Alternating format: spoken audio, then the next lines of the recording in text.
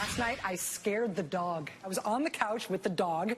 I sort of, this is what I do in my time off, sort of idly checked the court docket, saw the filing.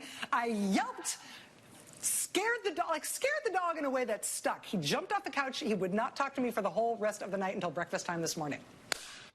That's no way to talk about Chris Matthews.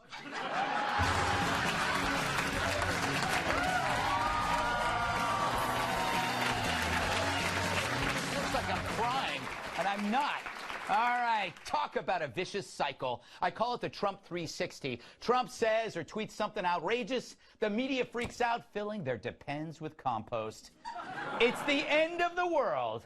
I mean, just look at their hair.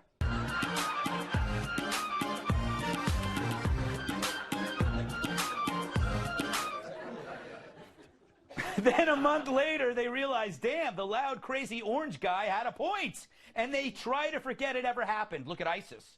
Oh, how they laughed when Trump said he wouldn't tell the media his secret plan. But then not spilling the beans worked. ISIS was like, whoa, there goes my legs. Didn't see that coming. Don't worry, neither did CNN. Now, remember when Trump lectured NATO allies on defense spending? We laughed. I laughed until they agreed to his demands. I was wrong. Trump railed against trade imbalances. Then, well, we started learning about trade imbalances, and now we have a new deal. People dragged him for his hasty tweet about the wildfires. A week later, experts admitted mismanagement made those fires worse. Trump said Puerto Rico was plagued with corruption, and that was mean and cold. And then city council offices were raided by the FBI, and hurricane donations were found rotting in a parking lot. Remember when Trump said all judges have political leanings? Chuck Schumer tweeted that Trump was wrong, even as Chuck then labeled John Roberts a partisan and a Republican. Wasn't that Trump's point, you preening hair plug? Yeah, you thought you were right, and he was wrong, but whoops. I think Chris sums it up best. I remember someone teaching me, Jim, when it comes to these kinds of deals, it is voice when it happens in revoice, he used to say to me. Something's wrong with that man. So there's the trend. The period between a Trump tweet and that realization that it might be correct, it keeps getting smaller as a chipmunk's underpants. Weird visual. Which says something. It's not that Trump's critics have a problem with the truth. They have a problem with Trump saying it. In fact, that's what outrages the media most. That even with Trump's sloppiness, he's often right. He's a cross between Einstein and a drunk. I mean, who here doesn't like their children? Who here does not like their children? Anybody? I don't see one hand. There's nobody? Gotta be somebody. There's gotta be somebody who doesn't like their children. You know, he's not lying. There are a lot of people who hate their kids. I hate my kids and I don't even have any. Now, take the caravan. Who kept warning everyone that this was not going to end well? We are sending a simple message to the lawless caravans and to the illegal trespassers marching toward our border. It's very simple. Turn back now. Go back home. We will not let you in. And how did the media react? They called the caravan a make-believe right-wing dream. This idea, unfounded, of an invasion of immigrants. The president falsely described the caravan as an invasion. For everybody out there that was telling me, no, it's a real story, we're worried about the caravan, they're coming, and Trump's strong enough to... I go back to what I said about Martians coming to my backyard. Well, they're not coming. Boy, does he look stupid. No, more so than usual. That's quite an achievement, because he's kind of stupid every day. As for the horror over pepper spray, the media somehow missed all the times the Border Patrol dispensed tear gas under Obama. I guess if Obama did it, they'd call it disbursement drizzle.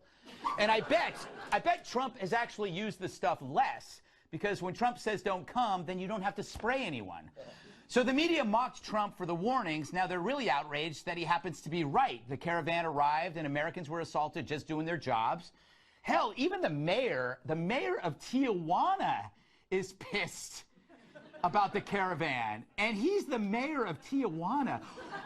Almost anything goes there. I burned all of that film. Nice. I think. A long time ago, back when you could burn film. So, tell me again, who are the bad guys in this equation? A mob throws bottles and hits us, yet when we respond, we get blamed.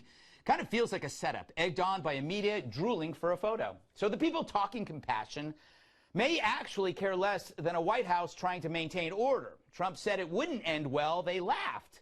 Then it didn't end well, and they blamed. If only they could listen to him without seeing him, they'd probably feel differently. We're not letting people into our country unless they come in legally, and we want people to come in through merit. I can't stand this guy. He says terrible things, none of which are correct, by the way. About the immigrants? Obama made the same point in, like, 2005. Really? Well, it just sounds so much worse coming from him. Having trouble admitting Trump's right sometimes? Yes, I am. Even when he has a point. I just hate it when he says it. Sounds like you need Trump blockers. Trump blockers? What are those? Trump blockers are the hottest shades that make you think a politician you like said something instead of Donald Trump. Just put these glasses on and you'll instantly see the truth from who you want to hear it from. I built an unbelievable company, a great company. I filed papers with federal election. You don't build companies like that unless you have the right temperament. Republicans want to protect Medicare for our great seniors who have earned it and who have paid for it all their lives. Wow, that makes sense. Women's unemployment has just fallen to 3.6%, which is only the lowest rate in 65 years. I'm sorry. Wow, that's a good point. The elite. The elite. Why are they elite? I have a much better apartment than they do. I'm smarter than they are. I'm richer than they are. How does Obama come up with this stuff? So get your Trump blockers today. I love my Trump blockers, but there is one side effect, even when I'm not wearing them. Hey, Timmy, how was your weekend? And, you know, at the end of the week, I meet with China. I meet with a lot of other countries that have not treated us too well, but we're doing extremely well. See what I mean?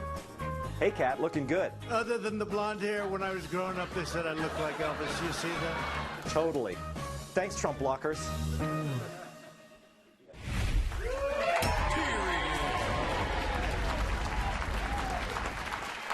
All right, let's welcome tonight's guest. His tattoos could beat up your tattoos. Retired Green Beret Master Sergeant Terry Schappert. He's a mole with no soul and could leave you in a hole. Former CIA operative, intelligence president Mike Baker. Her glasses are as thick as molasses. National Review reporter Katherine Timpf. And every step he takes creates a new pool for the kids. Former WWE superstar, massive sidekick, and host of Un-PC on Fox Nation, Tyrus. Hi. Fantastic. Terry? That was fantastic. I think that that's the solution. That's it. You take everything Trump says and filter it through the body of Obama, and you get you have the world. You have the perfect thing. You just solved everything in the country right there. I did. I do that. I like to do that. Yeah, you know, I could solve also your shoe choices. It's not going to happen. I mean, it's interesting. Get those off of James Brown. Where did you get these from? Okay, just so you know, America, they say nothing backstage, and I come out here and they give me a bunch of stuff. Hey, by the way, yes, well done. Thank you. And you know what reminds me? Remember that movie? Stop touching me. They Live. They Live. The movie that was They the Live. idea. Oh, I stole this from They Live. Okay, because by the way, one of my favorite sci-fi movies, John Carpenter, Roddy Piper. Right. He puts if they haven't seen it, it's worth seeing. It's a really great movie. He puts on the glasses, and then he sees that basically all these authority figures are actually aliens that are running the show, and there's also subliminal messages, and he figures it out. And it's like, you got to give this credit to Trump as well for this, whether you like him or hate him. He's gotten us talking about who knew anything about. I do because I'm very smart. I'm special forces guy. But like, who knew anything about NATO? Yeah. Who knew anything about NAFTA? Who knew anything about all this stuff? So people are going, wait a minute, because remember, Trump looks at America as the new Trump Corporation. Yeah. I'm serious. No, you're right. That's what he does. So he's sitting, he's going, hey, buddy, what is this NATO thing? We're doing this. We're not getting this. No, fix that. Yeah. And so I'm not saying that's always the best way to go, but it's actually working because he's looking at everything with a hard line going, I know it's been 20, 30, 40 years. We're getting screwed on this. Yeah, you know what it is? You know what it is, Mike? It's like, okay, he's like a guy who takes over a business and asks really dumb questions that no one else will ask. Right. It's like, you know, can we just get rid of this? Or can we do that? I don't know. Can we do that? And then you end up with a national poli-sci class because I don't know crap about NATO. I don't know crap about trade. Now you do. I do. I was forced to. I don't want to know these things.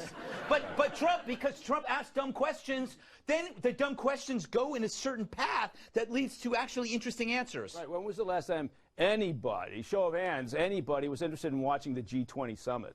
Right? No, we can't show the audience, Mike. Yeah, oh, I saw one person raise their hand, by the way. All right. Anybody over here on this side? Yes. One. Yeah. So, it's and you're right. It is like in the old school days, right? When nobody wanted to ask the question, but then when you finally got that one kid who just, I don't get it. He'd ask the question. Everybody else was like, thank God he said that. Yes. Because nobody knew what the hell was going on. And that's how stuff gets fixed. Yeah. But you know what? I mean, we're going to have this for the next 4 years, or the next 2 more years, right? People keep talking about, well, when is it going to happen? When is the resistance going away? When are they going to wind this down? They're not, is the answer. Just like the Mueller investigation is not going away. It's going to keep ticking along. Yeah. We are going to be talking about this because, I mean, it's the world we live in. Yeah, it is the world we live in. It is the world we live in. That's one of those statements you can say to wrap things up. Yes. Yeah. And we're always happy when Mike does wrap things up because he tends to ramble. And 80 to 90% of what he says, we don't even know. Because I don't do my research. You don't, Kat. You always do your research. I do. You do. This is why I think Trump kept asking if he could fire people because he didn't know. He's like, can I fire that person? He's just like, can I fire the police? Or because he just does, and then you somehow stumble towards an answer and he ends up being right. Well, it doesn't matter what he does. People who are liberal are still going to hate him because the election broke their hearts. Right. The way that they feel about Trump is exactly the way I feel about my ex-boyfriend. Of course. No matter what he does, it doesn't matter. My ex-boyfriend could invent a cure for the common cold, and would I give him credit for it? No. No, I would start a cult that teaches that sneezing and coughing are the way into heaven. That's what I would do. But it's weird that they're so emotionally affected because they don't even know the guy. Yeah. And it controls all their emotions. It's quite sad. I think, though, in a way, we all know Trump because we have someone like him in our lives. I always call him the rich, obnoxious uncle who knows everything. Yeah. And so when he comes over, I think I'm that guy. But generally, I just go sit in the garage and get drunk, Tyrus, because that's what I do. Sure, absolutely. I've seen him do it. He gets drunk in the garage all the time. Great. Now let's go to commercial. Yes. Do you have a question? No, because I assume that you have a garage? You have a way to wrap this all together. You know what? I'm very proud of you that you solved the division in this country. Yes. Barack Obama and Trump's voice. Put them together. And they cheered for Barack Obama, so this is a big... It works. It works. That is true. Because usually there's 2 things you can count on this show. You being weird and you say Obama, or you say Hillary, you're going to get some booze. The only thing I think, even if you took Hillary with Trump's voice, you'd still get a couple, I don't know. I don't know. So, Greg, it's an amazing moment. Yes. And I'm glad this is like watching somebody walk on the moon for the first time. Like, it's a good step forward. We literally could just walk into the next town hall with people yelling and screaming at each other. I will set up the projector. Yes. Watch this, y'all. I'm telling you. You've done it. I've done it. I think I can retire now. I'm going to leave. I'll see you guys later. Oh, no. Speaking of which, Hillary, up next, that's called the transition. Oh, nicely done. Yeah, thank you very much. I'm a pro. Bill and Hillary launched their speaking tour as we launch our lunch.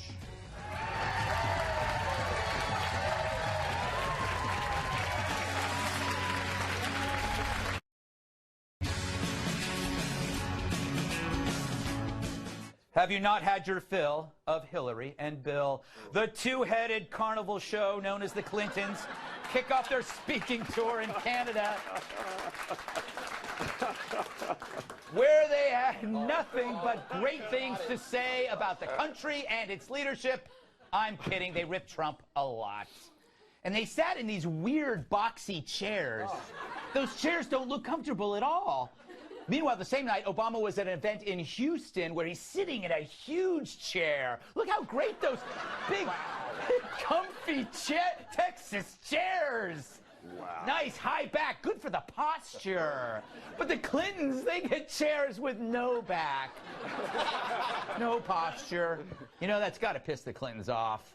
Also, hardly anyone was there to see the Clintons. The venue, I know. Sad. Yeah, the venue could seat 19,000, but they sold only 3,300 tickets.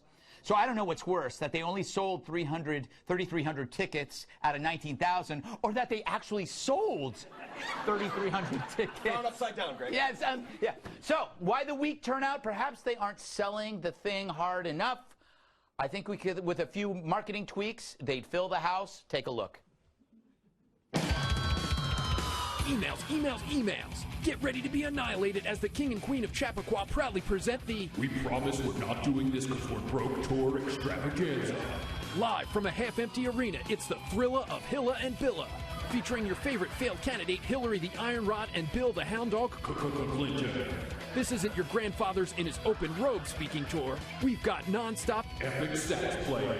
Secret Service agents smashing blackberries with sledgehammers. Plus, softball questions, unlimited cigars, Tony Hawk, Ethan Hawke, and 50,000 real-life hawks. And don't miss the world's only evil laughter tutorial. And the first 100 to arrive receive an authentic stained blue dress. So get your tickets now for the low price of free. It's the We Promise We're Not Doing This Because We're Broke Tour Extravaganza. Okay. You know, Mike. Yeah. I think it's going to be good to see Bill up on stage because that means all the husbands in the audience know where he is. Yes. First of all, two-headed carnival show. You can just shut the show down right now. We're not topping that. But this flies in the face of the fact that people Before you read that, there's children in the audience, sir. To prove a point. Earmuffs. Yeah, I do actually do some research. All right. And that's what this is. Go for it. Okay. This is an actual quote from Hillary during the course of this presentation up in Canada. She's in Canada, a foreign country, right? Yes. She says, and she's talking about Saudi Arabia, she's talking about the Crown Prince. We have a president, she says, meaning Trump, of course, right, who was part of the cover-up, thank you, was part of the cover-up as to what happened in that consulate or embassy when Mr. Khashoggi was murdered. Mm-hmm. Yep. I want you to think about this. Yeah, someone got right to the point there. Think about how, with a lack of self-awareness, and she's up there, and she's basically just accusing our president in a foreign country of a cover-up of a horrible murder. And that's what I wanted to read, and now I'm done. Well, do you have anything to read, Terry? Nothing to read, but you know, I have obviously a very visceral dislike of Hillary Clinton for the reason that as a Green Beret, I had to use secure emails when I was talking to embassies and places I was going. She walked away. She should be in jail because if that's not. You went for that line, didn't you? You went for that applause line. It was low-hanging fruit, but I actually didn't intend that. My point is, if I had done what Hillary had done, I'd lose my security clearance, lose my team. Actually, and probably go to Leavenworth. So the fact that you lose your leather pants? No, never lose. Never lose the leather pants. But I have to say this. When I see this, this is the first time. Really, the first time I've actually pitied them because I feel like that's the low they've reached. Like they're really doing a tour. Yeah. I don't. You don't feel bad? No. Can I do one quick thing? My mom loves Greg more than me, and this is your Christmas present: a unicorn pen. Oh, I thank you. That's from my mom. All right. That's sweet. Apparently, operating under a budget. All right. Could I just try one experiment? Mike, what are you going to read now? I'm just going to try an experiment. Here we go. She should be in jail. All right. Thanks, Mike. Tyrus, I think what they need, what Bill and Hillary need, is an opening band, which is what Bill calls the belt around his pants.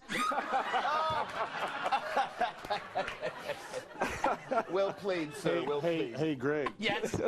Remember when you brought everybody together? Yes.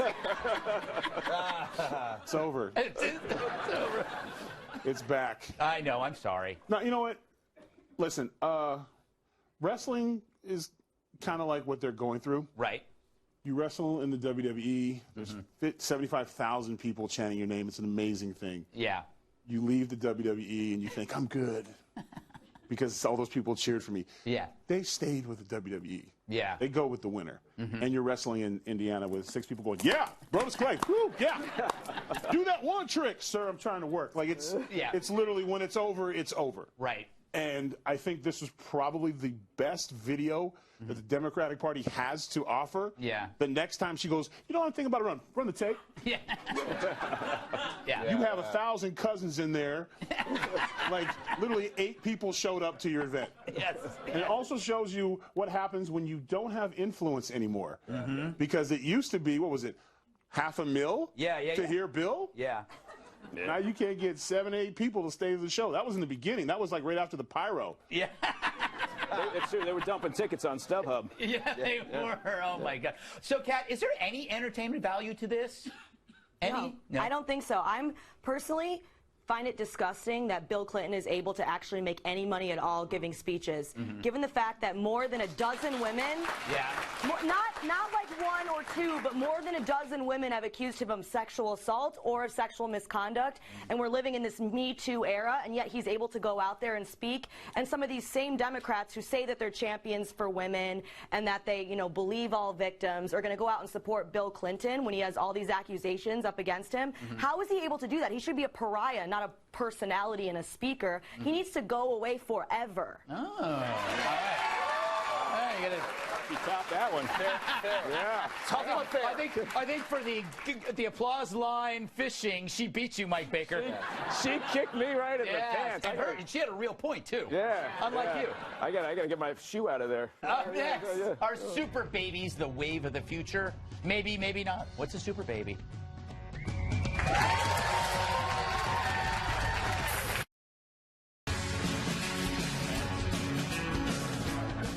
First ever a Greg Gutfeld apology. I'm going to apologize to Terry's mom for making that crack about being on a budget. I was just joking. I love your mother. She's the greatest. My mom loves you. She's the best. Okay. Fantastic. And I mean that platonically. There's nothing creepy going on. No. What if we edited our babies so they'd never get measles or rabies?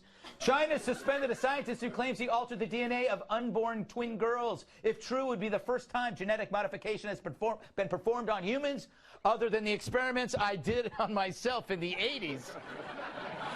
Did you know you're actually staring at the back of my head? It's true. Anyway, China says the scientists' work is unethical, but the scientists, what do they know? They say the twins' DNA was edited to make them resistant to HIV. Now, we have no way to confirm any of this, and we're lazy, and it's Saturday night, and I'm bored. So we did the story anyway, and it raises the usual ethical crud. If you start editing genes, where does it stop? Today, it's to prevent a deadly virus. Tomorrow, who knows? Do we need to prevent pimples, overbites, unibrows, or maybe some horrendous fashion sense? Terry?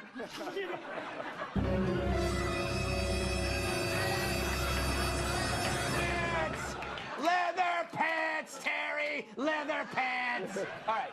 That hurt. Don't forget the pirate shirt. And the pirate shirt, yes. All right, Kat, are you okay with genetically editing babies? Here's the thing. Yes.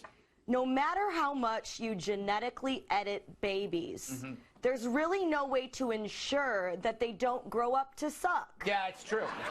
That's true. You can edit them so they can't get diseases. You can maybe pick the gender, eye color, hair color.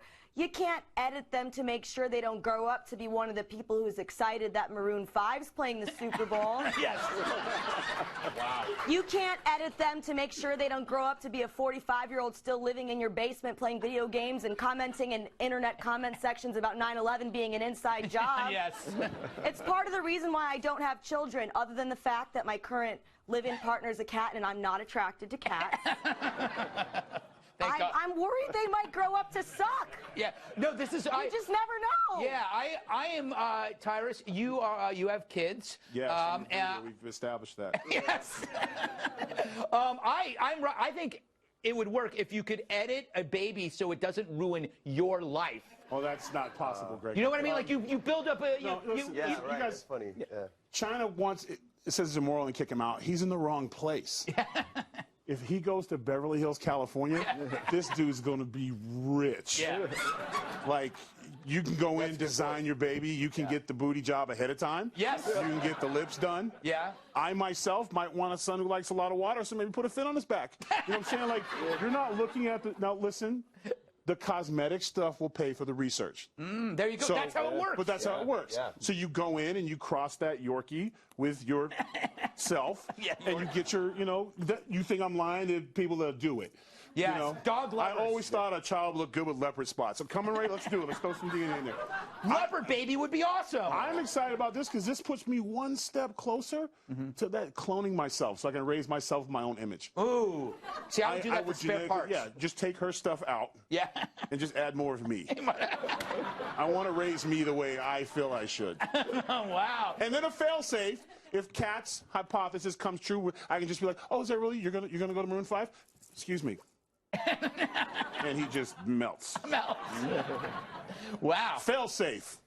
That was pretty well thought out, though. It was well thought out. Oh, yeah. I thought about cloning myself a lot. Mike, would you like to add to this conversation or say Hillary should be locked up? You want to read from your diary some more? Got some notes here.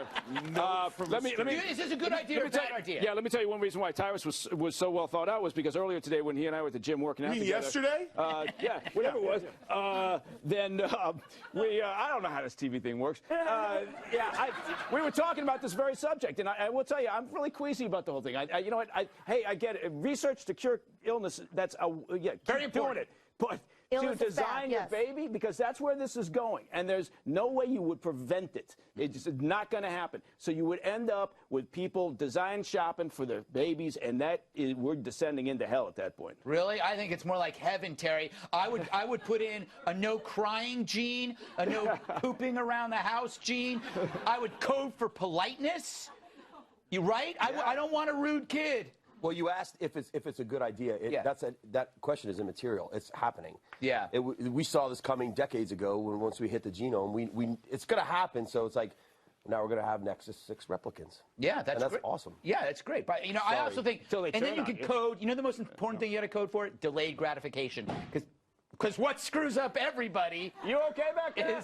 Greg, he's out. Get the tranquilizer. Sorry. Lou Dobbs is out. Everybody get down. Everybody get down. I don't know. I'm just going to shut up. You had something good, though. I was going to say, if you code for delayed gratification, you create successful people. That's what you code for. Thank you very much. Yeah. All right, yes, applaud. All right, does Donald Trump discriminate against short people?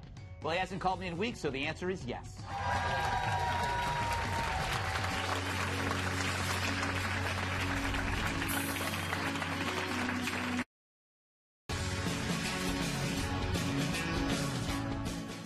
Did he not want her around because she was too low to the ground? A report this week suggested that President Trump was concerned that former Fed Chair Janet Yellen was too short to run the Federal Reserve. The Washington Post claims Trump was initially impressed with Yellen, but, quote, the president also appeared hung up on Yellen's height. He told aides, he's so honest, that the 5'3" economist was not tall enough to lead the central bank. Which is sad. Being short, I see this kind of discrimination every day. But it makes me wonder, whatever happened to Yellen? Is she home watching Ellen?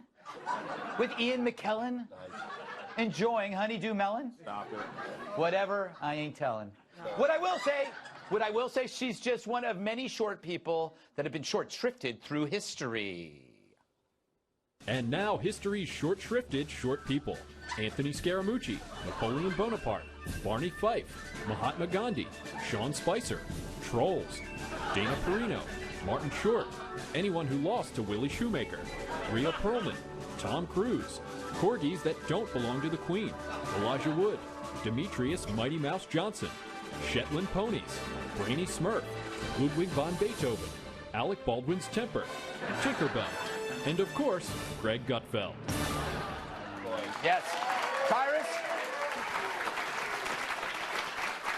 I gotta be honest, I don't have a dog in this race. Yeah, but that's my point. You don't care. No. You know, because there are no civil rights movements for the height challenge. Is there, Tyrus? Is there time for that? No, we'd have to set the bar too low. Seriously, you know, I'm not that small-minded, Greg, so I really don't get into all that stuff, you know. I tend not to judge men by his stature unless you talk about myself. But, you know, I think short people seem to, every one of those people had a job and were successful. Yeah, except for Tinkerbell. And not real. What are you talking about? Well, she's not real.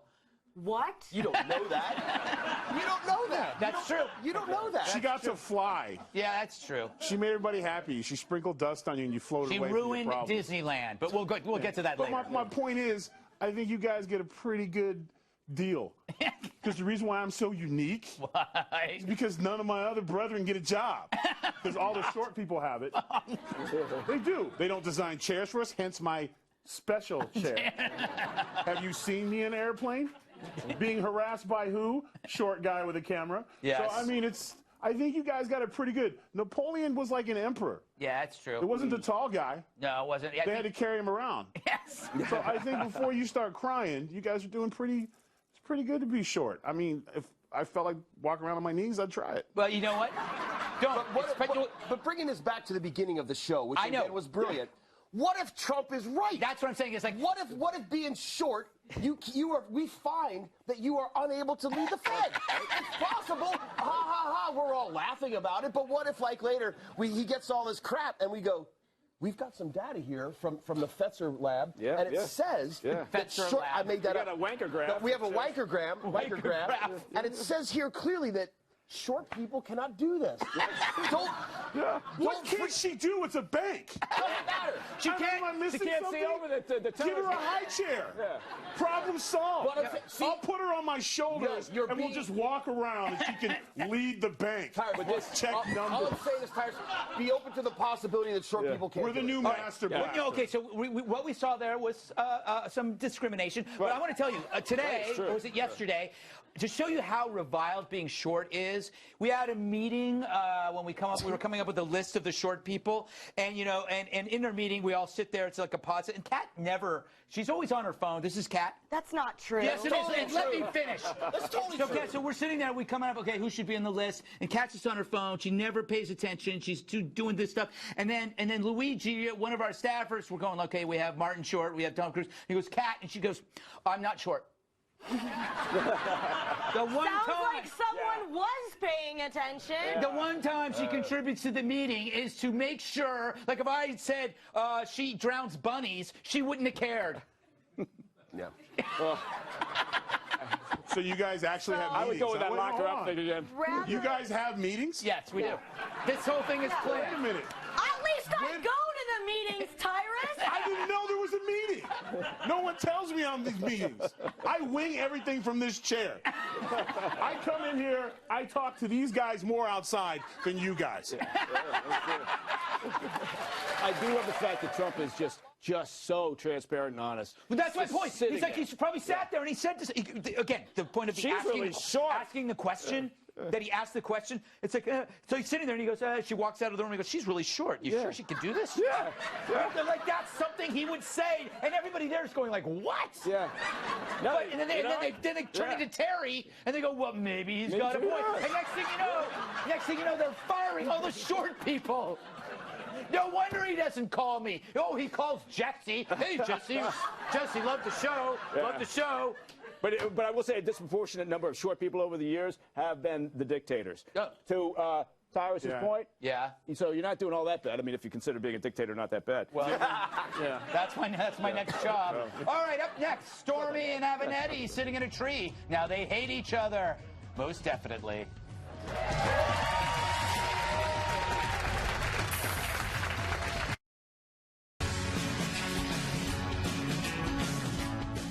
He was her lawyer, now her destroyer. Avenatti, more like Avenatti. Yeah. Huh? Well, that's a red-eye throwback. Should have thrown it back. Stormy Daniels says her lawyer, Michael Avenatti, went against her wishes when he filed a defamation lawsuit against President Trump. And now she says she wants a full accounting of 2 crowdfunding pages he started on the site Crowd Justice. One to pay for her legal defense and safety, and another page she claims attributes words to her that she never said. Avenatti told NBC News that a number of things she said were, quote, not accurate. He didn't exactly say which things. That's kind of uncool, but remember, he deserves due process. Right, Sven? Yeah! God, I love Sven. Oh my God. Oh, I haven't seen him in a while. We don't talk much. You know, I'm going to tell you, Terry, if she had listened to me, this never would have happened. By the way, they call me the porn star whisperer. I know. Because I can speak to them in a secret language. And you're never Children in the audience. Nah, that was okay. Yeah, that's okay. That was okay. Yeah, yes. Sure. Thoughts? It's again, this is a big eye roll, right? Oh, shocker. That's all I mean, we know who he is. Yeah. We've always known who he is, and I actually kind of felt bad for her too. I mean, I think we talked about this in a way. I think she got played by all these different people, and she's going to be left out in the cold like the rest of them. And he's just a really, really unsavory character. Yeah, you know, Tyrus, you made this point before. When a woman doesn't have many options or has hit rough times, some of them will turn to the adult film industry. Okay, but Stormy has been there already. You just Avenatti me.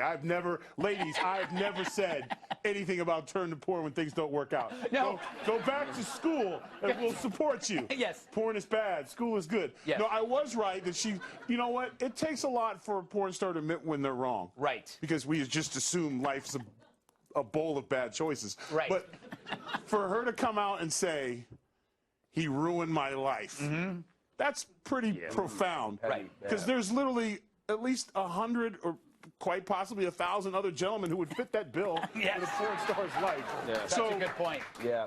But for him to his comeback was, well, I mean, it's not all true. That just goes to show how bad this dude really is. Yeah. Oh, yeah. And here's the best part. He's going to give her a bill again. Yeah, that's what he is. She's speculating. Gonna have to go back to work. Yeah, I know that, yes. To pay off the jerk. Yeah, exactly. You're rhyming a lot today. It's Greg's fault. How bad is that? It is. She was a director. Yeah, she was a director. She ruined other people's dreams. What, you think it's fun in there? I'm just guessing it's not. Yeah, I doubt it. Do this, do that. Or whatever. And now she's got to go back to work going, hi, guys. Yeah. It's not anybody good. Got a Stop there. 20s? Stop there. Stop there. Stop. Kat, any advice for her? None? I feel like it's a little bit late. Yeah. Yeah. 3-4 decades. I really think it's a little bit late.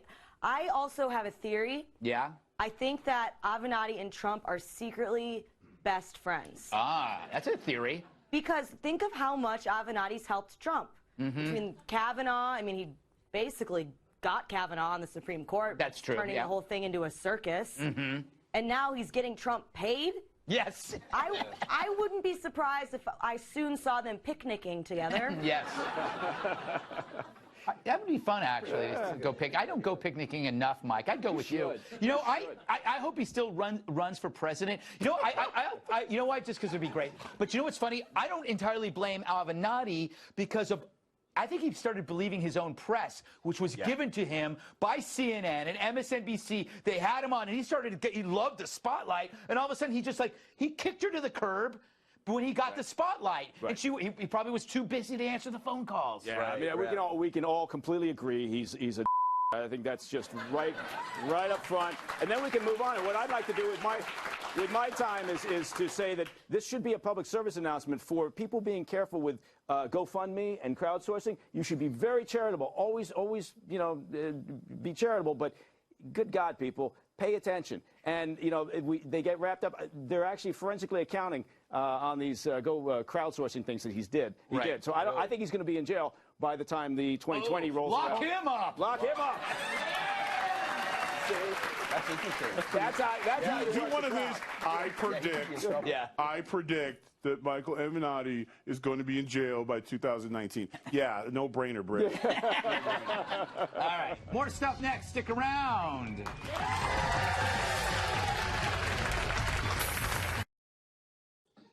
Finally, before we go, animals are great. Animals are great. Animals are great. Cats like to chase birds. Let's check in with these two. I think they go by Sylvester and Tweety. Look at this. Owls kind of creep me out. You know that? Too calm. They like to stare. Staring's rude, even if you're a bird. But look at that little cat scoping out the situation. What's going to happen? Tweety doesn't see him. He could be in trouble. This could get ugly. What happens next? I don't know. I'm running out of things to say. Oh, there he goes. Under the car. And that... Animals are great. Animals are great. Animals David are great. Attenborough, you're in trouble. That's fantastic. What? Thanks to Terry Schappert, Mike Baker, Kat, Tyrus, studio audience. I'm Greg Gutfeld. I love you, America. The nation remembers the 41st President of the United States, George H.W. Bush.